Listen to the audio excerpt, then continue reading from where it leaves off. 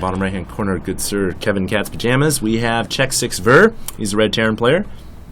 And in the top left-hand corner of Shakur's Plateau, we've got the opponent. It's Roxkiss Livezerg. Yes, indeed, and we're moving into game number 2. And Ver, I really think, had his opportunities in game number 1. I think he could have made a very strong early game push. I think he had the units to be able to do it, especially right before those Infestors came out. He had a ton of units ready, and Livezerg was sitting on 2 base just going to his third. But after that, I mean, just the immense amount of tech that Livezerg was carrying into the late game, there was no way Ver was going to be able to combat that. Yeah, I have to totally agree with you there, man. I mean, it seems like Ver just kind of slipped a little bit in his macro, and Livezerg was able to kind of run wild and free. And anytime you're a Zerg player running wild and free, that's a happy Zerg. It's what you want to do. That's definitely what you want to do, man. On this map, though, another map where I feel like Terran players are going to have an advantage in the late game, which it seems like Ver is the kind of player who certainly plays for the late game, because you can cut off the middle of the map with tanks very easily. You can. It's pretty easy for Zerg to take a bunch of expansions, though.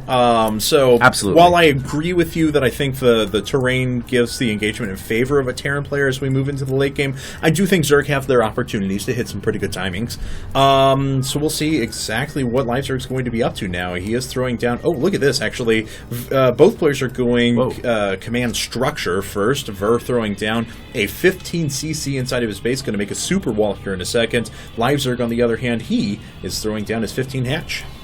Yeah, and, Ver playing into Livezerg here, realizing that Livezerg is the player who will get the 15 hatch up, so I think he can get away with the 15cc. He's going to have to be extra cautious against something like an Eco-Baneling Bus, Eco-Roachling Aggression, Eco-Roach-Baneling Aggression, and I think, anytime you are a Terran player and you go for a 15 Command Center, you already have that playing in the back of your head. You know that a Zerg player has the opportunity to do some kind of damage. Now, I like how he placed the Command Center at the front and the barracks here, because this is going to make him a little bit harder to bust through. And double racks coming up now for Ver. This is still a very unorthodox and very strange build. I don't know what that drone's going to do to survive. I don't know if it's going to steal gas or just keep running around for a while. Livezerg going to respond with a quick expansion. Wow, okay, third base coming up. His spawning pool is done. This is, normally see this situation whenever, is he going to see? Yeah, he's going to see it. Now, this is something you usually see when you see ZVP in response to a Forge Fast expand or something like that very, very fast third base. Not something that's often viewed in TVZ. Yeah, well, anytime as a Zerg player against a Terran player, if you see a 15cc come up, you really do have two options. Either you get a quick expand or you play aggressively. I really like how Ver immediately sent an SCV out to the probable third location of the expansion, though, and he discovered that there is a third hatchery come up, and by seeing this, he realizes, okay, now I don't have to worry about aggression. Now it's going to be pretty much a 2-base Terran versus a 3-base Zerg. And there's a bunker coming up now to immediately put some pressure on Livezerg.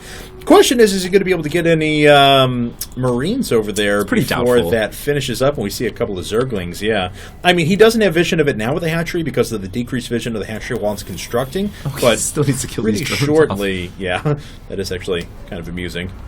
And there we go. The command center, the second command center for Ver, is sitting itself down, and now that bunker is actually finished. But there's nothing inside.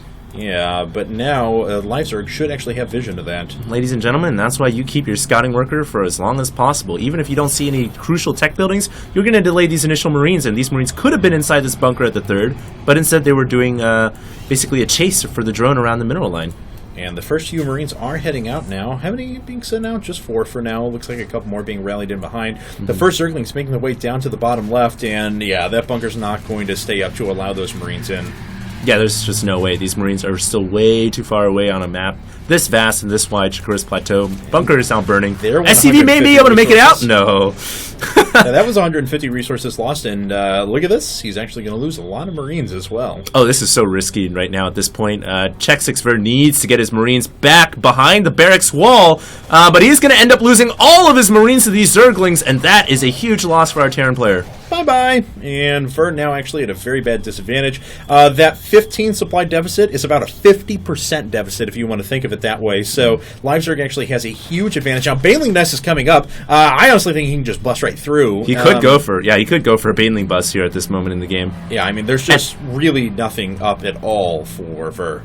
And this is actually kind of tricky because his third expansion was revealed. So from Ver's point of view, Ver probably thinks, Livezerg isn't going to be aggressive here. And that's why we don't see a bunker coming up. But really, Ver has to take a little blame for this because he saw how many Zerglings were on the map. And to only rely on a barracks wall off here is extremely risky.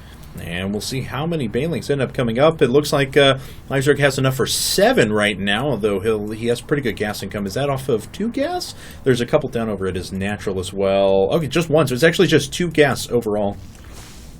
Yeah, and you really only need a little bit of gas if you are going to go for a Baneling bust here. In fact, he is mining enough to have plenty of gas for Banelings here. He's making quite a few Zerglings now.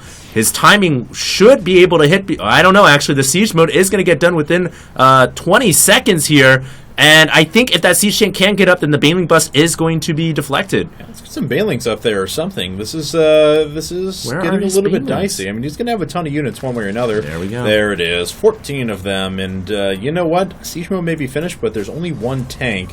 And oh, God. Oh, no. Oh, this could not be a worse timing now. But he sees a Zergling out there. He sees 1. This is just going to be a bait. The Zergling baiting the entire army out of the main. Now he will not be able to get the barracks down, and that's going to be game. Yeah. Yep. Nope. That's basically everything. Oh no. God. This is going to be hide your children, hide your wives. Oh.